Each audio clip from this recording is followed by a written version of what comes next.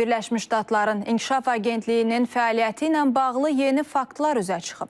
Təşkilatın adı bu dəfə korrupsiyada hallanır. Sabiq rəhbər Samantha Power'in son 3 ildəki gəliri bu iddiaları biraz da gücləndirir. Təşkilatın qaranlıq fəaliyyətinin arxasında daha hansı faktlar dayanır? Bu barədə ətraflı sujetdə.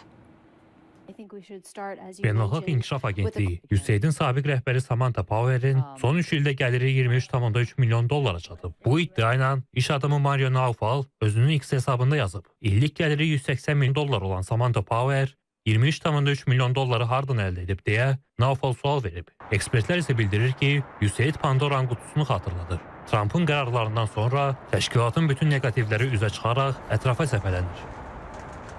Ümumiyyətlə, USAID təşkilatı artıq məlumatlar üzə çıxmaqdadır ki, dünyanın müxtəlif regionlarında Amerika xarici siyasətinə əks olaraq daha çox destruktiv fəaliyyət, daha çox cəmiyyətləri bir-birinə qatmaq, xaos yaratmaq fəaliyyətinə vəsaitlər xərcləmişdir. Trump hakimiyyəti və onun komandası artıq məlum edir, müəyyən edir ki, USAID təşkilatı ona bağlı olan QHT-lər nə qədər Amerikanın əslində xarici siyasətinə ziyan vurmuş, nə qədər nüfuzuna xələl gətirmişdir.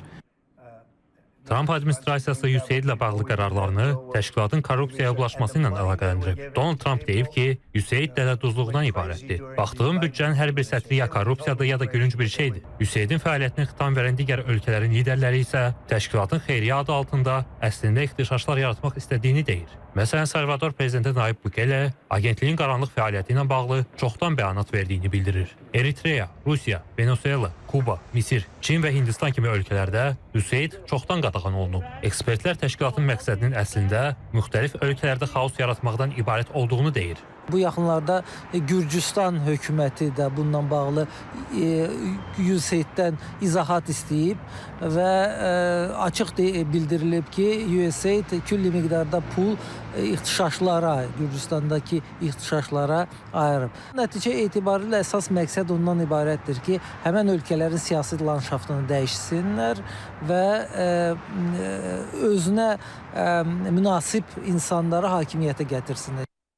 Təşkilat bir müddət əvvəl terrorçuluğa və separatçılığa dəstəyi ilə də gündəmə gəlib. Məsələn, bu günlərdə The New York Post nəşri İsrail hərbiçisinə istinadən məlumat yayıb ki, Livanda Hizbullahın silah anbarında USAID-ə aid humanitar yardım paketləri tapılıb. Agentliyin rəhbəri Samantha Power'in vaxtı ikən Qarabağda separatçılıq və terrorçuluğu maliyyələşdirməsi istiqamətində həyata keçirilən çirkin layihələrdə iştirakı da unudulmayıb. Analitiklər hesab edir ki, Samantha Power'in son 3 ildə 23,3 milyon dollar əldə etməsi USAID-in korrupsiya hovuzunda üzdüyünü və qaranlıq işlər gördüyünü üzə çıxarıb.